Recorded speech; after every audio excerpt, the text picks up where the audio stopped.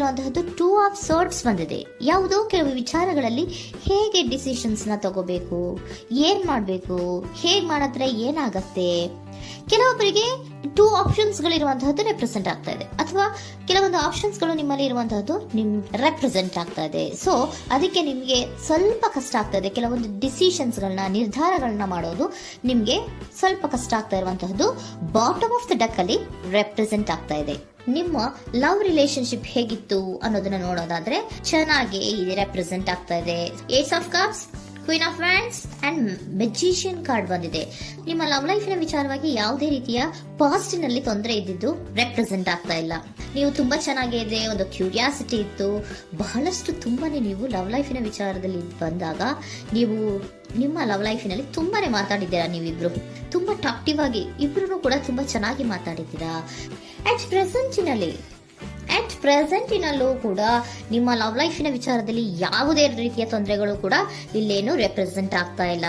The Impress card, the emperor and page of swords ಬಂದಿದೆ. ನಿಮ್ಮ love ಲೈಫಿನ ವಿಚಾರದಲ್ಲಿ ಒಂದು ರಾಜ ರಾಣಿ ತರ ರೆಪ್ರೆಸೆಂಟ್ ಆಗ್ತಾ ಇದೆ. ಇಂಪ್ರೆಸ್ ರೆಪ್ರೆಸೆಂಟ್ ಮಾಡೋದೇನೋ ಕ್ವೀನ್ ಅನ್ನ ರೆಪ್ರೆಸೆಂಟ್ ಮಾಡುತ್ತೆ, ಎಂಪರರ್ ರೆಪ್ರೆಸೆಂಟ್ ಮಾಡೋದೇನೋ ಕಿಂಗ್ ಅನ್ನ ರೆಪ್ರೆಸೆಂಟ್ ಮಾಡುತ್ತೆ. ಒಂದು ರಾಜ ರಾಣಿ ಅನ್ನೋ ತರ, ಒಂದು ಮೇಡ್ ಫಾರ್ ಈಚ್ ಅದರ್ ಅನ್ನೋ ತರ ನಿಮ್ಮ ರಿಲೇಶನ್ಶಿಪ್ ಇರುವಂತಹದ್ದು ಅಟ್ ಪ್ರೆಸೆಂಟಿನಲ್ಲೂ ಕೂಡ ಪ್ರೆಸೆಂಟ್ ಆಗ್ತಾ ಇದೆ.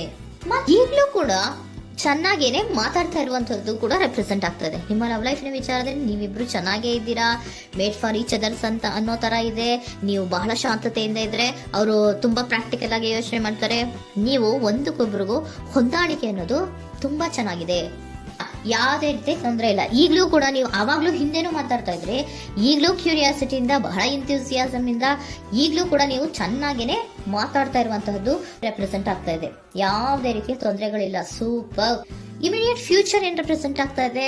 Immediate future the Hierophant card, 9 of hands and star card represent ಆಗ್ತಾ ಇದೆ. ಕೆಲವೊಬ್ರು ಲವ್ ರಿಲೇಶನ್ಶಿಪ್ ಅಲ್ಲಿ ಇರುವಂತಹ ಕೆಲವೊಬ್ರು ಮಾತ್ರ ಇಮಿಡಿಯೇಟ್ ಫ್ಯೂಚರ್ ನಲ್ಲಿ ಕೆಲವೊಬ್ರು ಮದುವೆಗಳಾಗುವಂತಹ ಸಾಧ್ಯತೆಗಳು ರೆಪ್ರೆಸೆಂಟ್ ಆಗ್ತಾ ಇದೆ.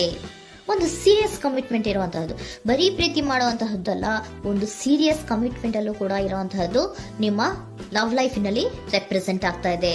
ಮತ್ತೆ 9 ಆಫ್ ವ್ಯಾಂಡ್ಸ್ ಏನಪ್ಪಾ ಅಂದ್ರೆ, ನೀವು ಇಷ್ಟು ದಿನದಿಂದ ಮಾಡ್ಕೊಂಡು ಪ್ರೀತಿಸ್ಕೊಂಡು ಬಂದಿದ್ವಿ, ಇಬ್ರಿಗೂ ಅಡ್ಜಸ್ಟ್ಮೆಂಟ್ ಇದೆ, ಇಬ್ರಿಗೂ ಹೊಂದಾಣಿಕೆ ಇದೆ, ಏನಾಗುತ್ತಪ್ಪ ಅಂತ ಸ್ವಲ್ಪ ನೀವು ಯೋಚನೆಯನ್ನ ಮಾಡ್ತಾ ಇದ್ದೀರಾ ಈ ಲಾಸ್ಟ್ ಮೂಮೆಂಟ್ ಅಲ್ಲಿ. ಬಟ್ ಯೋಚನೆಯನ್ನ ಮಾಡುವಂತಹ ಅವಶ್ಯಕತೆ ಇಲ್ಲ.